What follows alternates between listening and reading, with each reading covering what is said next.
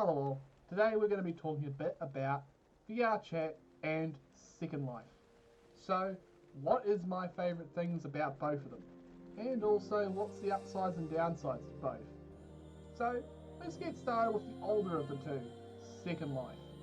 So, Second Life has been around for quite a while. If you want to find more information, I'm sure you'll find it. But I'm just going to go into the basics. So, Second Life will run on a computer that has got, an older computer or one that's less powerful, easier. Obviously, when you're in very populated areas, you will run into times where you may end up with your computer not wanting to render certain things. I've had this. It's. Also, the other issue with Second Life is that you will have times where obviously can't see other players' avatars because they're using a different client. I just use the standard one. Yes, there are better ones that you can use on Second Life. And it just makes things confusing because if someone else is using a different client and you're using that one, the two don't like to work together as easily. You can sometimes get them to work, but it's not easy. But the bestest way to say it is you'll be able to use it on an older computer, some laptops probably even, depending on them. But yeah, so yeah, also one of the downsides is on Second Life, you won't be able to use a VR headset, from what I'm able to understand. Although there are people who are trying to get them to work, which honestly, if they can, go for it. It will be interesting to see. And obviously once I get my new PC, which I'm saving up for, I'll then be able to use a VR headset. Obviously, let's go on to VR chat. So VR chat has a lot more features when it comes to being able to change your characters like that without any need of having to constantly, go through settings and do this and that. You'll be able to do a lot more better things with this. But unfortunately, it does have a few limitations that I kind of gripe a little bit about, but it's not the worst deal. It depends on what you're using to play. So, with Second Life, you're able to, toggle into a third-person mode and be able to view yourself. So you can be able to see your own character in your own VR, without having to use a mirror. In VR chat, that's the only way you can, is with a mirror. Unless you have a headset. Which is kind of... I get it, it's just, it could have been implemented into the PC settings as well, and then anyone could have done it with their own cheap laptop and they wouldn't have had to have purchased the special equipment to do it. Which is kind of sad, honestly. The another upside is because VR chat strictly only wants one client, which is theirs, to use the system, fair enough, that it's a lot more easier to view other people's characters. You may have times where your computer when there's heaps of people around, it may struggle to load things in properly. So that may be something of an issue. I'm using pretty much a pre-built computer.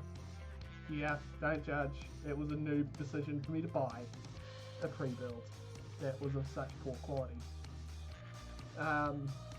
Yeah, so computers like the one I've got is just an HP pre-build thing. Aren't that good for doing stuff like this kind of level of intensity. They can handle it for certain periods of time, but yeah, unless you can get a better upgraded computer. Yeah, yes, there are VR headsets you can get for cheaper, such as the Oculus's, but I don't like using Facebook, and I don't want anything to do with Facebook. So I'm going to be sticking until I get a headset that is made by probably a Vive or something, and a computer that can run the Vive. Yeah. But I'm honestly patient, and I really do want to get a proper computer. This one that's old, it's great for editing. It's a great workstation. And it can play Minecraft quite alright, unless you're trying to play high graphics, then yeah. But other than that, you're gonna have good fun on either one of these platforms. Unfortunately and kind of sadly, there isn't a lot of players on Second Life.